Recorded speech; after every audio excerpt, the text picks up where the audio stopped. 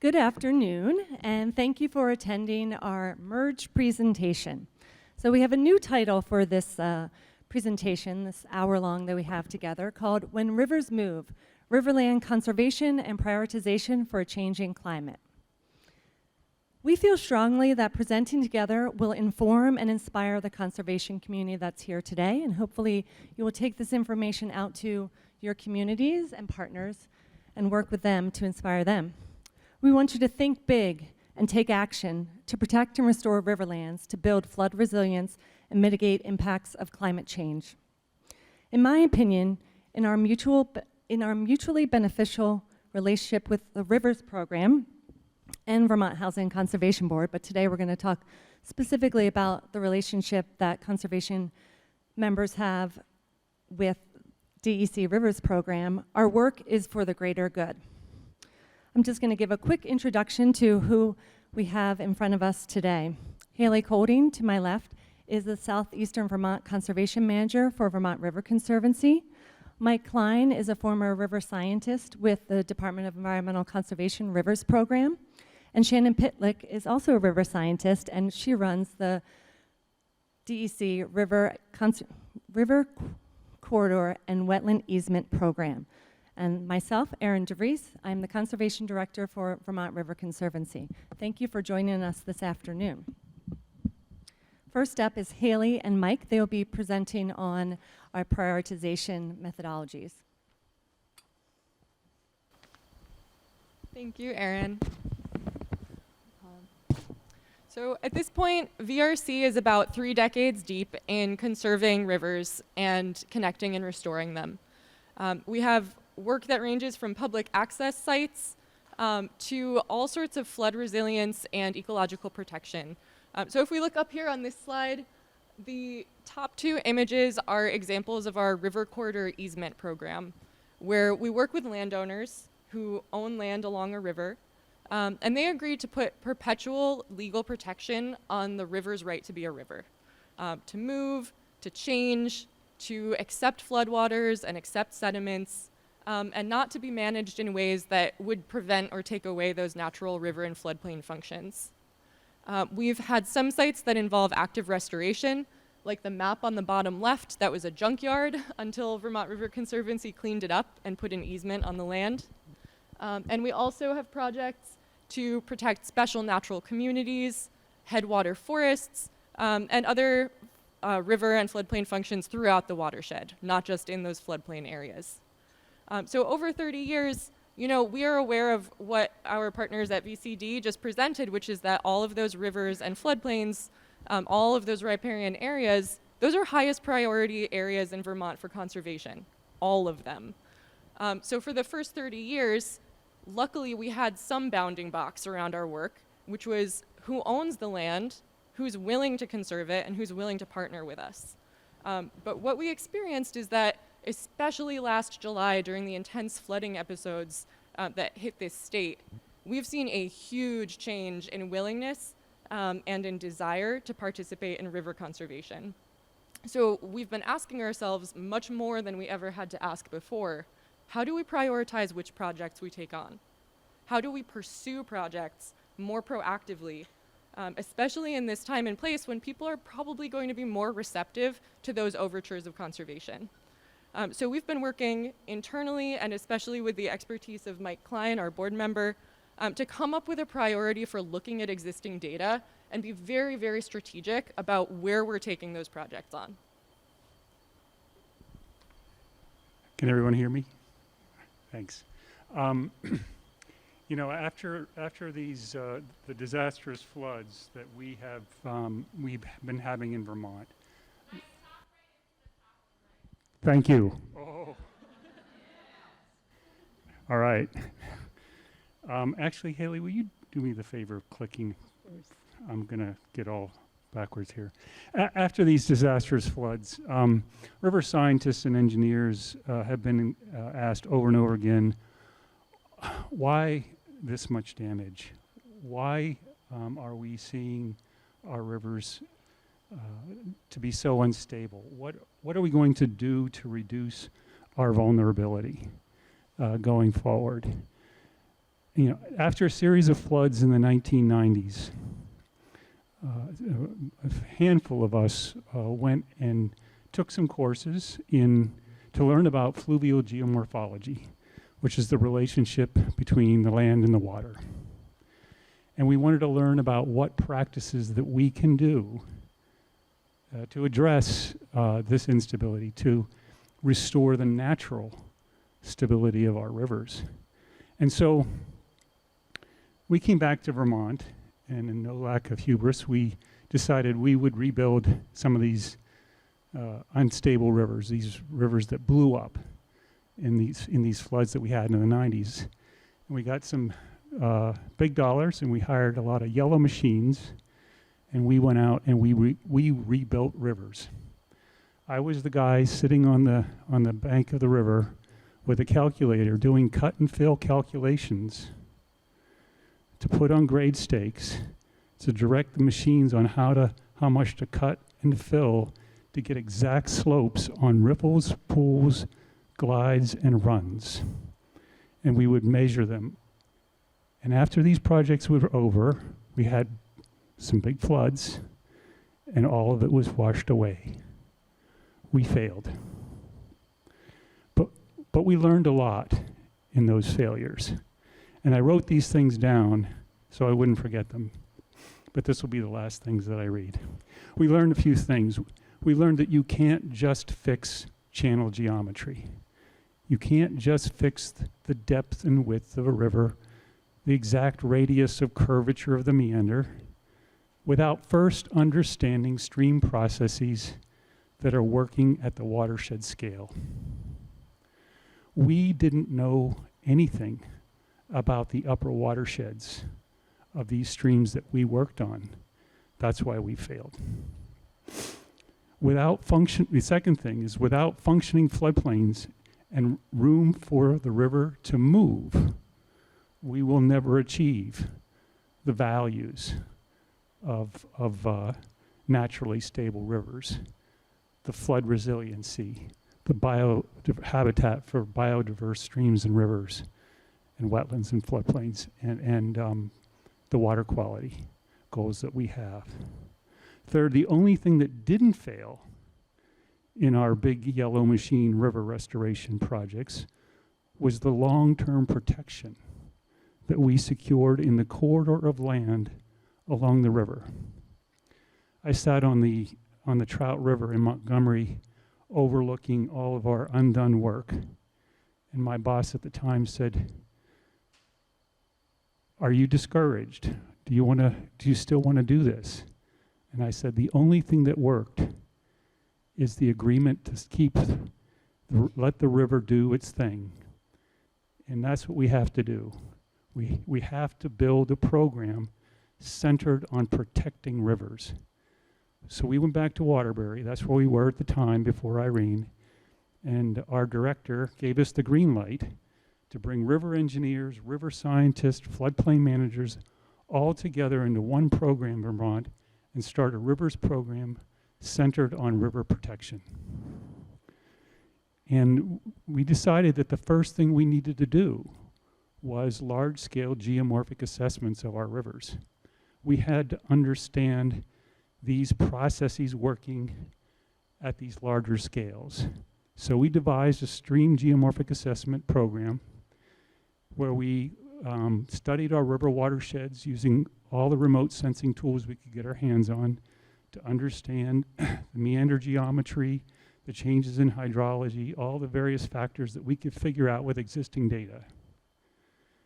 Armed with that information and an idea of just where our stream processes might be out of whack, we went out and did a second phase of stream geomorphic assessments, we call phase 2, where we measured the cross sections, where we measured the channel geometry, where we really took stock at the kinds of physical alterations that were out there on the land.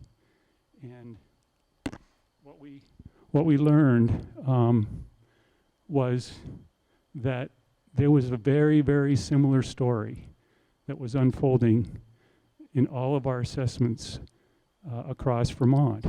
that there were a whole set of activities that occurred in our watersheds that led to the instability of our river systems, from deforestation to filling to dredging to ditching, diversions, dams, undersized culverts, and of course straightening and armoring. All of these alterations did two things. They either steepened the stream or they concentrated and deepened the stream. Depth and slope are the two factors of stream power. We made our streams more powerful. What offsets the power of a stream is the resistance. What are the materials in the stream? From the cobbles and the boulders and the trees and the various sediments that are in our rivers create that friction and that resistance to the power. The diversity of plants and debris that's on our floodplains and in our wetlands creates friction and resistance to the flow of our floods. We had removed all of that friction, all of that resistance, and we concentrated and steepened the water. That recipe led to a downcutting of our rivers. And you can see that up there in what we're calling stage 2 incision. Our streams downcut. From that, the energy of the river was then put onto the banks of the river, and our rivers were widening. And they eventually evolved. This is a channel evolution process that was happening in our rivers, and they eventually create new floodplain at a different elevation. So we assessed in our phase 2 assessments the stage of channel evolution of all of our channels in Vermont that we got out to in phase 2 assessments. And what we found, I'm almost there, sorry. What we found was that nearly 3/4 of our streams were in these stages of channel evolution where they were rebuilding floodplain. And without that knowledge and without that context, we could never expect to go into a specific site, drop in, and start building rivers and expect that that's what was going to be compatible with the river at these larger scales. Big light bulb. But our river protection goal was still holding. If we protect this process, if we allow this process to continue, the river will restore floodplain. It will restore wetland over time. So as a state program, our best bet was to protect the process. And then, you know, when we had all this data in our stream geomorphic assessments, and we decided, well, we have to put this data to work and really try to use it as a communication tool out there with Vermont communities and with watershed groups and conservation districts and other NGOs that are all working on our waters, and tell that story as best we could so that people could understand what was happening during these big floods and what we might do about it. And in this picture, what I'm showing is in the upper display of the Browns River through Jericho, you can see that we have mapped streams that are transporting materials down out of the mountains, off the face of Mount Mansfield, down into Jericho, where those streams then become what we call depositional and storage reaches. They have floodplain function, and those materials are stored if the system is working in its natural process and function.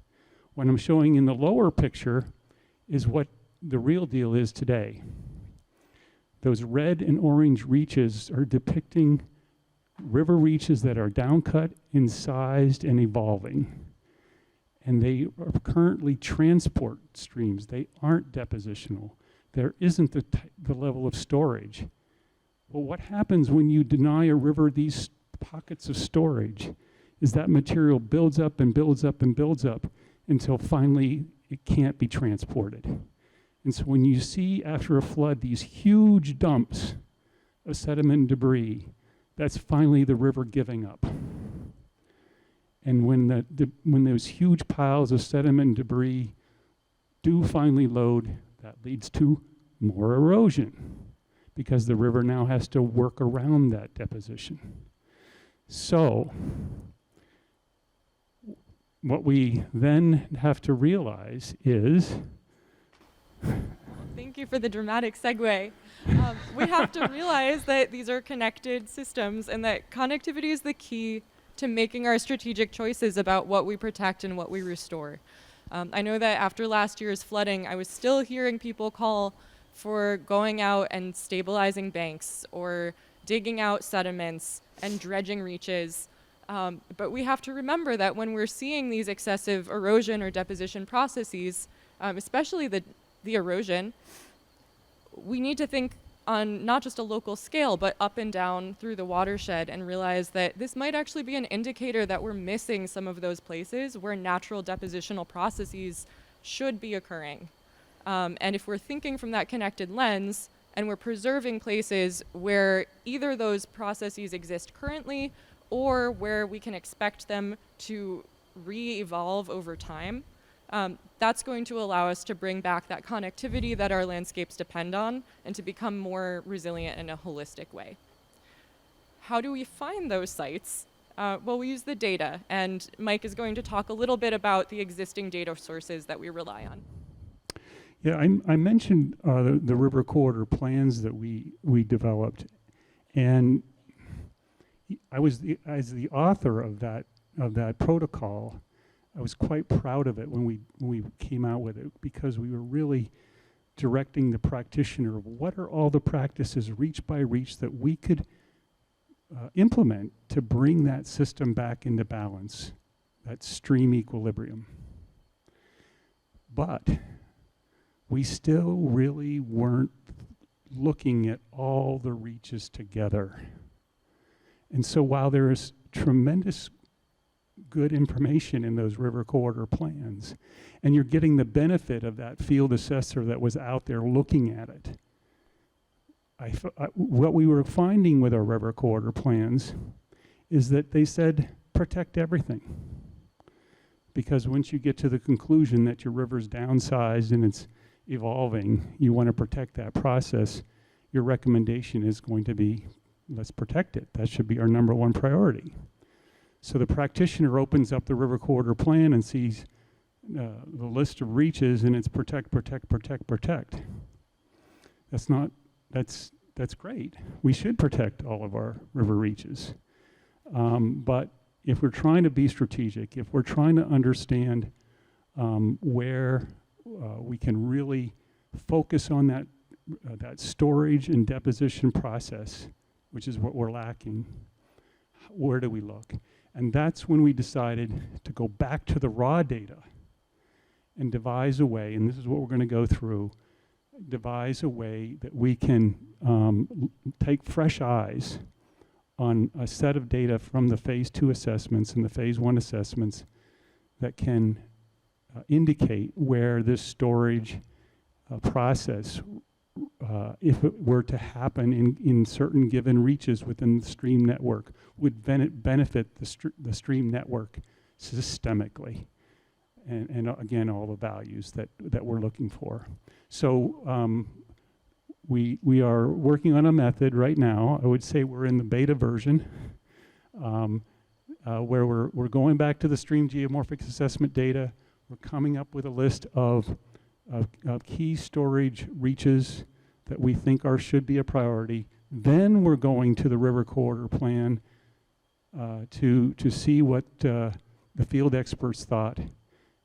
We're using new information from the Functioning Floodplain Initiative, which also looked to prioritize river corridor easement projects.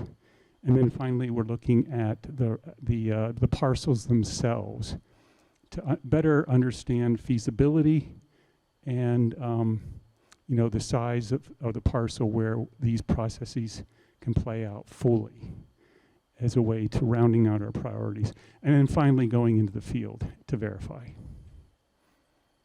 Mike mentioned that we're in the beta phase of this process, and we've had the opportunity after sending the protocol drafts back and forth, thinking purely about usability. We've gotten to the level where now we're testing them on certain subwatersheds. And something that's been very exciting for me is finding that in the first testing rounds that I did after getting the near final version from Mike, parcels that were rising to the surface as priorities were the same parcels that people in my community, in our regional coordination meetings, in our conversations with the Rivers program, these were parcels that people had been wanting to conserve for years. That being said, we're also finding new ones that maybe haven't been a hot topic. So it's been, corroboration is a big part of this, looking at existing data, checking in with other practitioners. And what we're finding so far is that this version of the protocol, even in progress, so far it's on a good track. It is surfacing things that really seem to matter. We mentioned that we are prioritizing storage and deposition features and processes.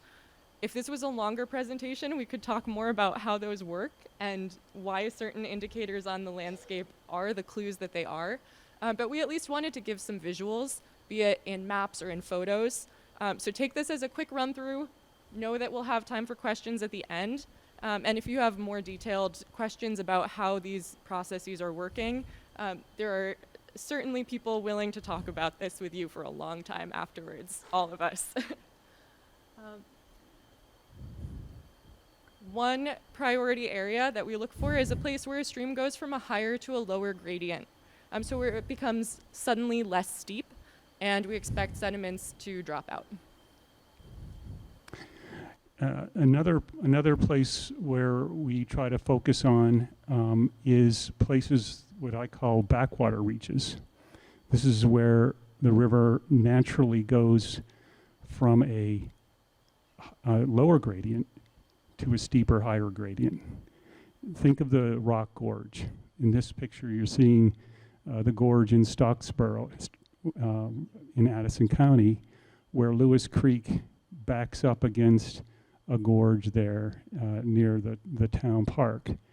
And you can see in those various years of channel meander geometry, the depositional process that's occurring there naturally. And so these backwater reaches are also a priority for where storage and deposition might occur. Then there are other reaches where there is fairly good stream stability coming down through the network, and then you hit a reach where you're seeing a lot of internal loading occurring, where the type of mass wasting processes that you're seeing in those pictures are occurring, and you're starting to see large depositional features form. So targeting where that storage process is first really kicking in through the evolutionary process is another priority. And lastly, where are we seeing deposition and storage being driven in a reach due to increased loading from upstream? And I want to just take one moment to direct your attention to the spreadsheet at the top. This is that phase 2 stream geomorphic data that we've downloaded from the state data management system.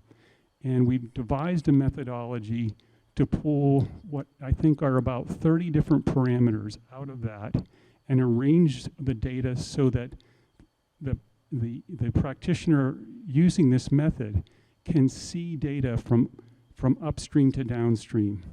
And they can look at these various changes in slope that we talked about in relationship to corridor land use, in relationship to the number of bar features that were observed in the reach, and the channel evolution and incision ratios of the reach. So you can see all that data across pick out, in this case, a reach that had unusually high depositional features, and then look to see what stage of channel evolution are the reaches above that. Are they eroding? Do they account for this huge increase in depositional features that we're seeing? Bingo. Well, let's see what the land use is upstream at our reach. Downstream, is this depositional process important for protecting a village that's just downstream? So the way we arrange that data allows us to interpret it in ways that we have struggled to get computers to interpret it, all right?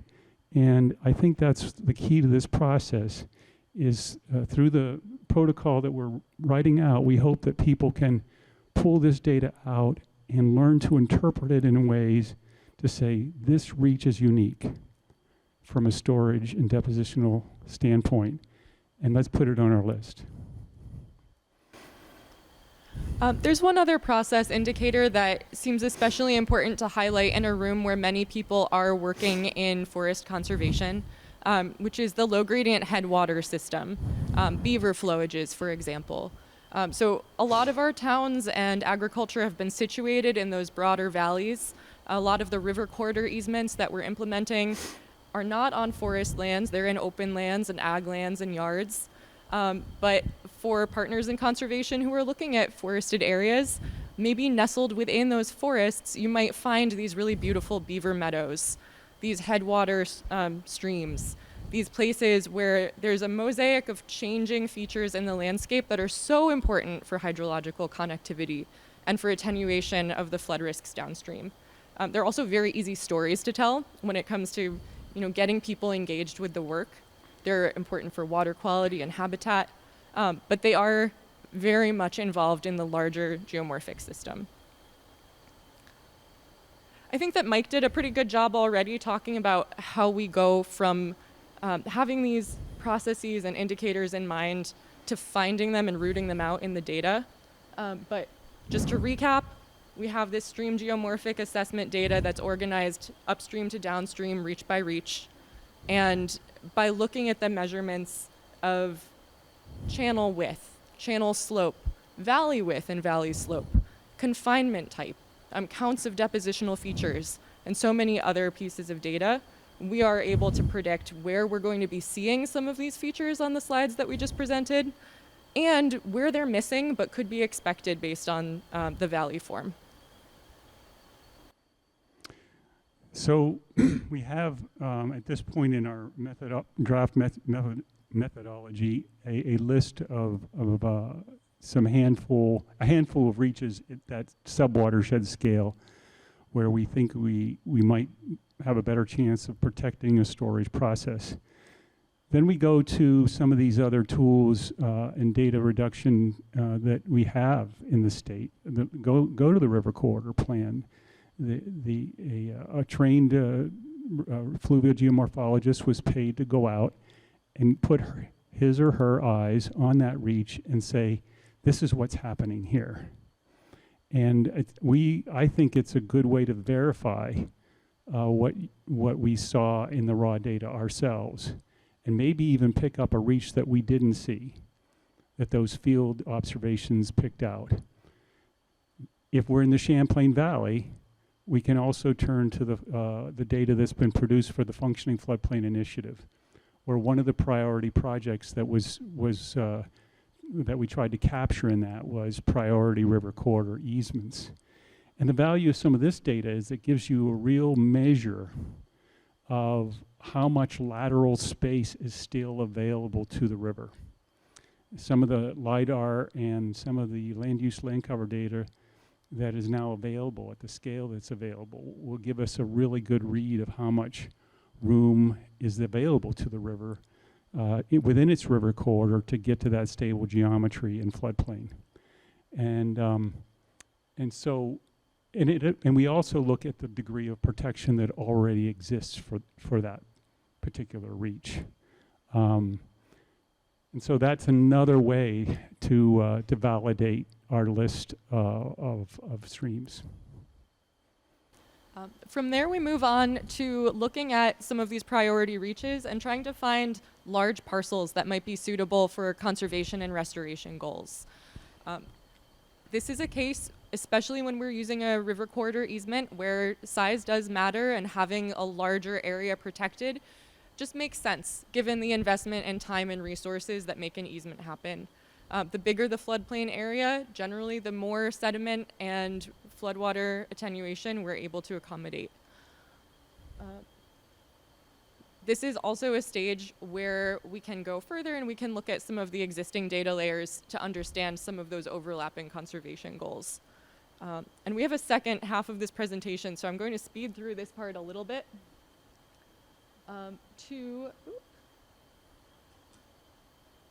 Wow, we've got a lot. Sorry, fusing these presentations gave us a lot to put together. What I wanted to end on is that when we go through this process and we're looking at geomorphic processes and data, we're also looking at all of those functions and values that are part of VCD, that are part of a resilient and connected landscape, that are part of 30 by 30 goals. So these riparian areas, they're connecting habitats, they're creating habitats, they're protecting our water quality. They're places that we go and we decompress and we have a wonderful time. They are creating flood resilience benefits throughout our state, not just on the reach we're protecting.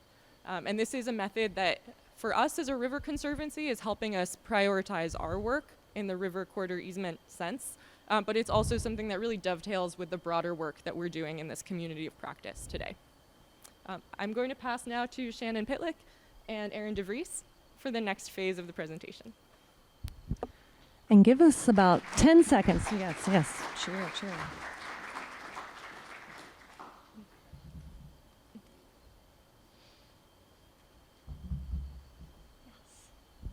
Awesome. Yep, yeah, I think you just click it away. All right. So I'm kind of short, so I'm going to move this down. Okay, I'm Shannon Pitlick. I work for the DEC Rivers program. I'm the river scientist for Southern Vermont, and I oversee the River Corridor Easement program for DEC. Can everybody hear me okay? Okay. All right. Let's see if I can get this straight.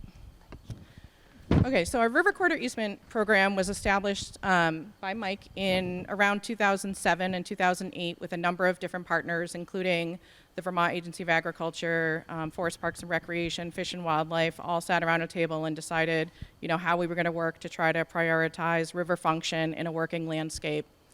And so far, as of right now, we have worked on 120 separate river corridor easements.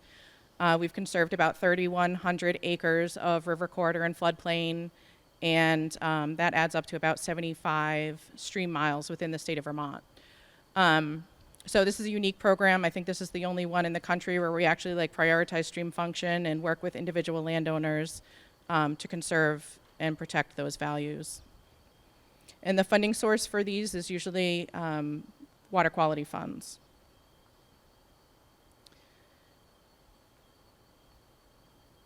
So as Mike said too, that what we're trying to work on here is restoring the stream function within the river corridor, and so we're really trying to prioritize floodplains, the storage of floodwaters and sediment.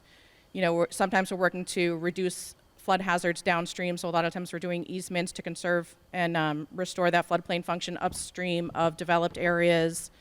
And we work to eliminate or minimize conflicts in the landscape, which we see oftentimes on rivers that have been straightened and managed for a long time. As that river starts to adjust and widen and aggrade with sediment, oftentimes landowners aren't really happy about that because it changes their expectations of the land. So a lot of times we can come in and try to negotiate a solution to compensate the landowner for the lost productivity of land.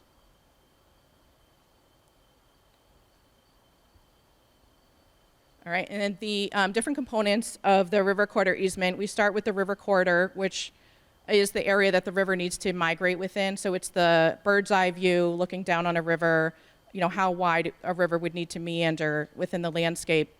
And then there's a minimum 50 to 100 foot buffer that migrates with the channel. So as the river moves, that 50 to 100 foot buffer would migrate with the channel. And we have done easements where the entire belt width river corridor is actually part of the buffer and managed as a buffer. So depending on the land use expectations on the property, that's negotiated with a landowner, but it does also depend on the condition and the size of the channel. And then we also more recently incorporated wetlands into the easement program. So it used to be the river corridor easement program, and now it's the river corridor and wetland easement program. We try to look at the properties more holistically and realize that there are degraded wetlands on properties where we're doing easements, and incorporate those wetlands to restore function as well. And then we also more recently started looking at small streams to try to incorporate buffers. And then sometimes we also incorporate floodplain restoration projects or berm removals if there are other opportunities on the property to help facilitate the restoration of that floodplain function and storage of sediment and water. So we have a number of different templates that we've developed over the years. We primarily work with 2 different partners in the state that we have master contracts with to funnel money to for these river corridor easement projects, and those are the Vermont Land Trust and the Vermont River Conservancy. Over the years, we've developed multiple different templates because it depends on, if there's an existing conserved farm, we might do an overlay easement on top of that. If the farm is just being conserved, we might do an integrated easement where, the river corridor easement restrictions are incorporated into the farmland easement. And so there's multiple different templates that we work with depending on the partner and the other considerations on the property. We always start with a scoping phase where we try to look at the entire property and figure out, what different resource concerns there are on the property, where the river corridor is, what wetlands may be on the property, and what need there is for restoration. Before we go out in the site at all, we try to do some in-depth scoping as much as we can in the office. And then we always conduct a site visit where we verify the river corridor and look for any, signs of wetlands or small streams or other things that we may want to incorporate into the easement. And so what's in it for the landowner? We do compensate landowners based on the GARC rates, which is a report that's completed by NRCS. It's called the Geographic Area Rate Cap. And it's based on actual sales of different land categories within the state, including wetlands, agricultural land, and developed land. And then we have a multiplier where we consider the ecological benefits of the river corridor. So we start with the base GARC rate for that land use type, and then we can adjust up or down depending on how much restoration potential there is on the site, what the condition of the river corridor is, and how much benefit the public is going to gain from that easement. And generally, we pay about $2,000 to $3,000 per acre for easement, so it's a fairly decent value, generally speaking. Oh, sorry, I skipped that one. And then this is just an example of some of the restoration projects that we've done on river corridor and wetland easements. Sometimes we are removing berms or restoring floodplain function in addition to the river corridor easements. So yeah, on that note, I'm going to hand it over to Aaron to talk about projects in the Act 250 Burge project, and then we might, if we have time, talk about some additional river corridor easement examples.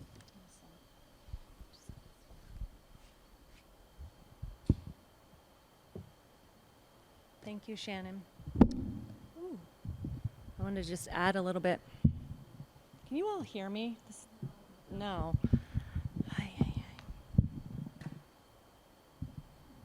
Thank you, Annie.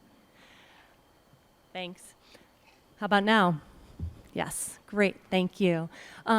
Before I talk about the projects that we've worked on with the Rivers program, I want to go back to Shannon's part about scoping. So DEC Rivers program, we work with them to do the scoping, and so we are talking with the landowners. Once we have a parcel or a project that has either been brought to us from the river scientist or from a landowner that's interested in conserving their riverlands, or through our new prioritization process or other methodologies that we've used in the past.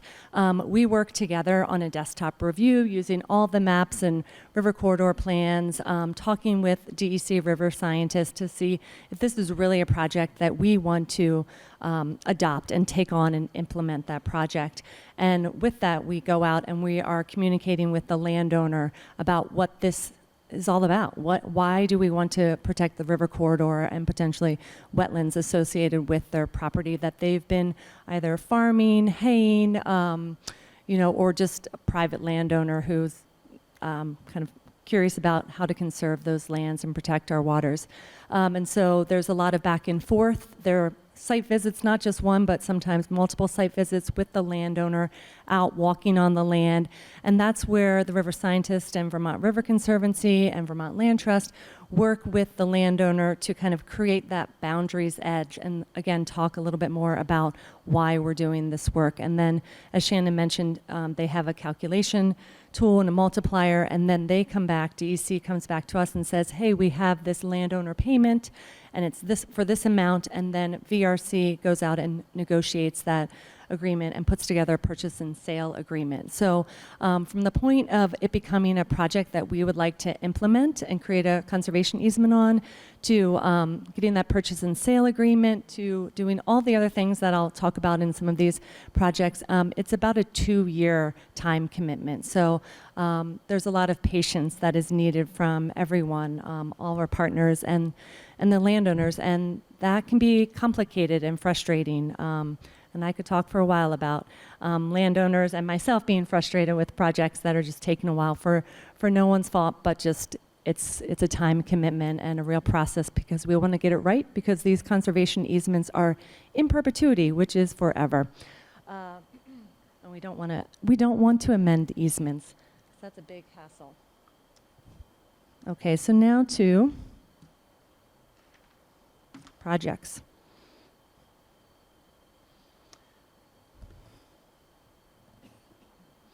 The Bristol Flats project was started. Oh, this is mine. These are yours. Do you want to do these? No. Okay. But we're supposed to close that one and open the No, I was going to have you do Bristol Flats. This is the merging of topics. So hold on one sec. one. No, you do yours. No, I want you to do this. Okay. Bear with me, please. Okay, this is where we're supposed to segue to. So as you've heard from Shannon, VRC works with Shannon, Stacy, Evelyn, Sasha, 4 women that run the River Corridor and Wetland Program. Just want to put that out there. 4 women that run the River Corridor Program in the state of Vermont. They're badasses, and we need more people like that to be doing this work. So with the river scientist, VRC protects corridors, floodplains, a key strategy to increasing Vermont's flood resiliency, as well as meet other important water quality and ecological goals.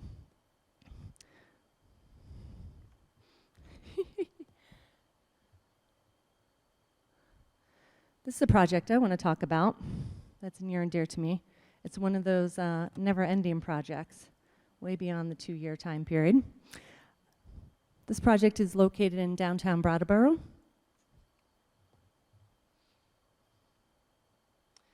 Here's a historic map from, I believe it's 1930, oh, excuse me, no, this one is 1869 of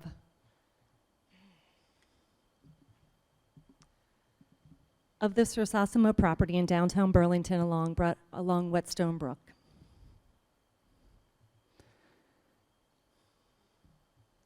Here's a 1951 image. I'm going to do this my way. This is a 1951 aerial photograph of Sosimo floodplain. This parcel you see here is 12.5 acres in downtown Brattleboro, as I said. It was operated as a lumber mill and associated furniture company for over 100 years. Another picture on the left before. This is a conceptual site plan that SLR Incorporated put together many years ago. This is what the site essentially looks like today. But this is just a 2D image. It's so beautiful. I'll show you some pictures in a moment. But this project was started in 2008. How many years ago was that? Who does fast math? That was a long time ago. That was over a decade ago, like 14 years ago or something like that. It was brought to our attention before Tropical Storm Irene that this might be a site for a hazard mitigation grant to restore the floodplain that you see there along the whetstone. And then Tropical Storm Irene came and undermined the building on that curve on the water flows. You can see this, the flow line there, into downtown Brattleboro. And it undermined a building where there were people and businesses. And so the town and the state, through the Vermont Economic Resilience Initiative, said, oh, this is definitely going to be a floodplain, a fluvial hazard mitigation project. And so that was in 2012. In 2016, we had an appraisal done. We went to Vermont Housing Conservation Board, and we also talked with DEC. And probably around between 2011 and 2012, we went to DEC and said, we'd like this to be a river corridor conservation easement. And they said, oh yes, definitely. We've had our eyes on this site. And so time went on. We had an appraisal done. Vermont River Conservancy purchased the land from Sir Sosimo Industries, who operated as a lumber mill up until when we bought it, more or less. And we then went through the process of thinking about how this site could be restored. Oh, but wait a second. It was used for over 100 to 150 years as an industrial site. So there's going to be some polycyclic aromatic hydrocarbons, most likely, and some other junk as well. And then there's pre-contact material. This site was used by the Beneke. Just a beautiful, now it's a beautiful site, but we had to think about the archaeological resources that might be buried in the ground, and we had to remove those contaminants. So Vermont River Conservancy, applied for a EPA Brownsfield grant. We work with the state of Vermont through the BRELA program. We got a number of we received funding from those two granting bodies, and we started to plan how we would clean up this brownfield site. And then we also applied for a FEMA grant for that flood hazard mitigation program. And we went all the way up to the very last minute, and then FEMA said, oh, you cannot be part of this program. And so thankfully, the town of Brattleboro could be, and so they received the money to restore the wetland. And we worked together to do all the work that you're about to see over the last 2 years now. We started the project in oh my gosh, time is flying. 2023, we started the cleanup and simultaneously the restoration of the floodplain.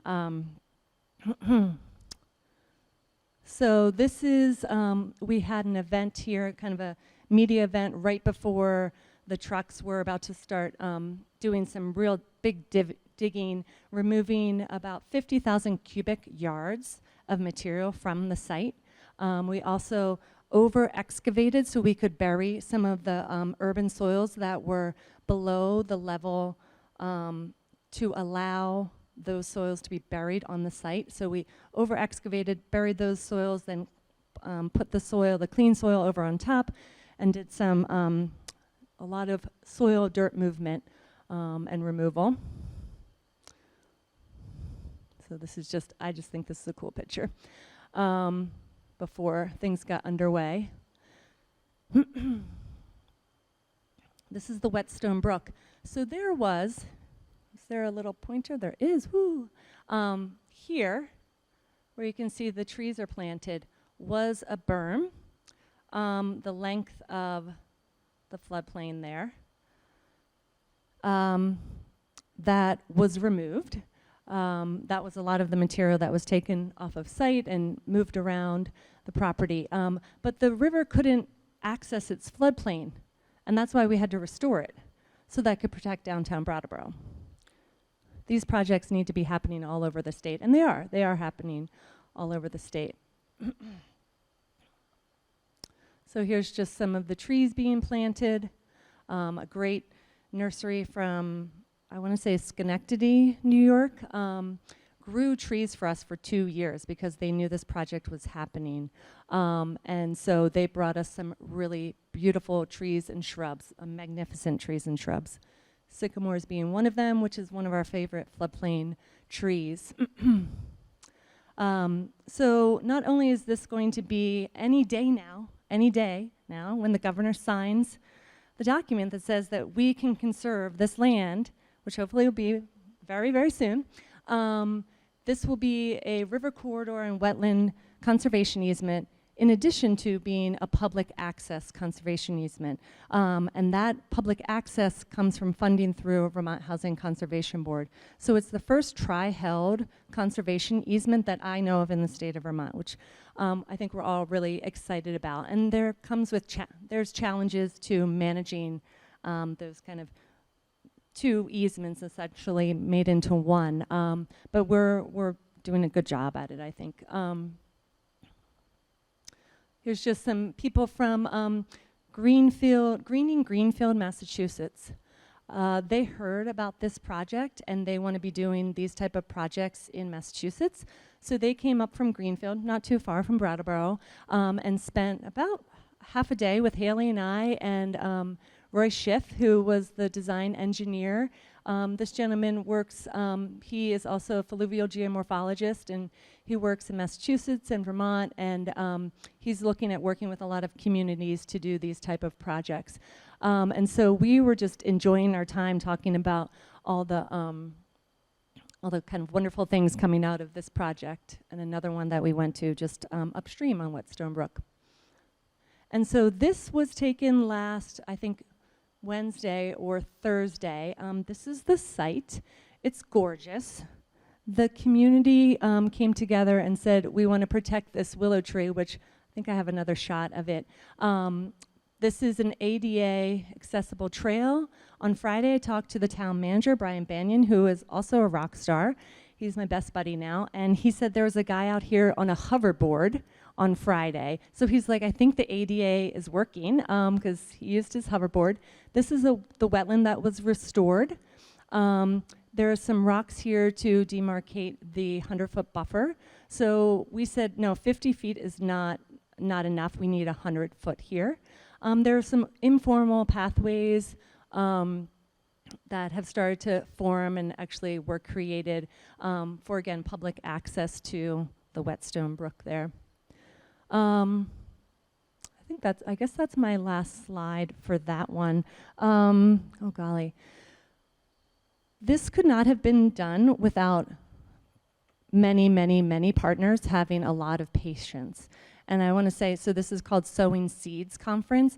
This was a seed of an idea in 2008, and we had to collect all the gardeners, right, who then collected their seeds and their funding to then be able to come together since essentially 2016, 2017 to say, this is what we want done here. These projects have happened in the past. I was going to show, we're out of time. Newton Road.